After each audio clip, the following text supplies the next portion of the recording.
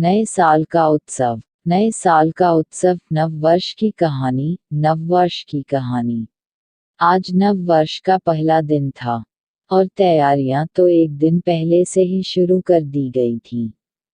सब अपने अपने स्तर पर सब बंदोबस्त कर लिए थे। हमारे एक मित्र ने तो हद ही कर दी। सर्दियों के सबसे ठंडे दिनों में मनाली जाने का प्रोग्राम बना लिया।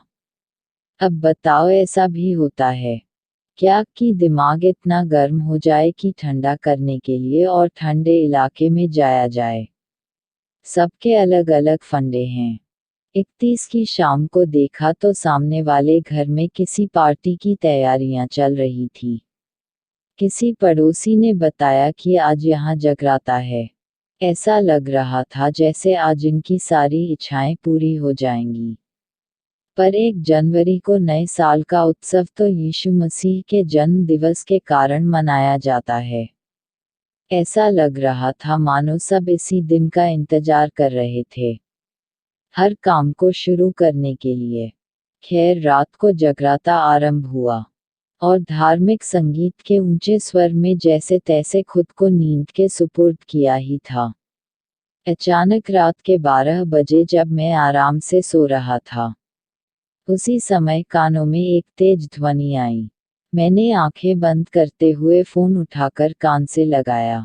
हैप्पी न्यू ईयर की एक जोरदार आवाज कानों से होती हुई सीधे सिर से जा टकराई। मन में आए क्रोध पर नियंत्रण करते हुए मैंने भी जवाब दिया।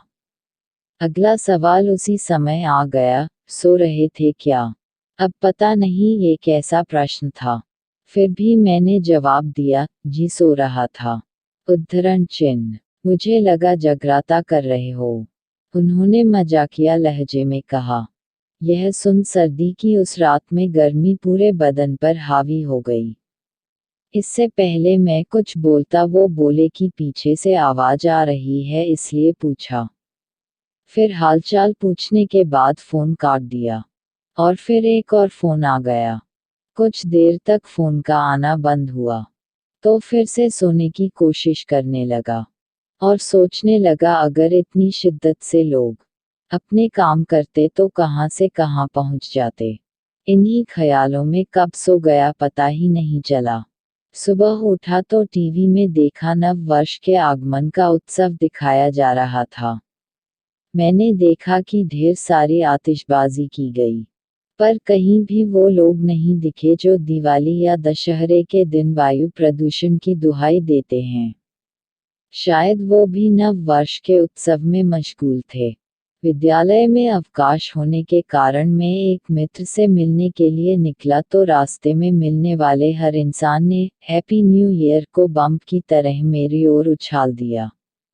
मैंने भी जवाबी कार्यवाही करते हुए सेम टू यू का रटा रटाया शब्द बोल दिया। किसी तरह इन सब के बीच जब मित्र के घर पहुंचा तो पता चला कि नव वर्ष के आगमन पर वह किसी धार्मिक स्थल पर गया है। मुझे ऐसा लगा जैसे प्रभु आज ही दर्शन देने वाले हैं, वरना उसने तो गत वर्ष ऐसा कुछ भी नहीं किया था। मुझे तो ऐसा प्रतीत होने लगा जैसे आज सबको कोई ऐसी बीमारी लग गई है जो बस आज के दिन ही रहेगी। तभी मेरी नज़र रास्ते में खड़ी भीड़ पर पड़ी।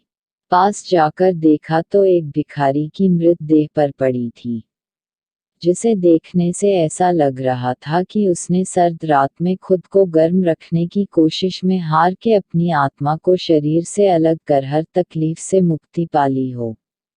न जाने वो लोग उस वक्त कहाँ थे जो अपने जन्म दिवस पर किसी धार्मिक उत्सव या चुनाव के दिनों में मुफ्त कंबल और कपड़े बांटते थे। अगर उस गरीब भिखारी की सहायता पहले किसी ने की होती तो शायद ऐसा न होता। पर अफसोस कि वर्ष में ही बदलाव आया था। इंसान अभी भी स्वार्थी ही था और आज भी जो कुछ कर रहा था वह मात्र अपनी उपस्थिति और अस्तित्व सिद्ध करने के लिए। आज का इंसान अपनी आवाज तभी उठता है जब उसे अपना कोई लाभ नजर आता है।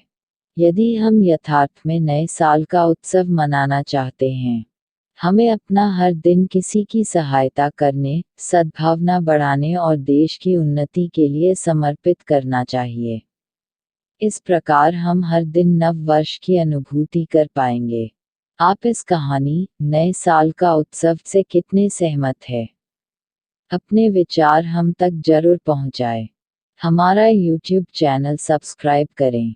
मैं जो कुछ हूँ अपने पाठकों की बदौलत हूँ, अगर आप नहीं तो मेरा भी कोई वजूद नहीं।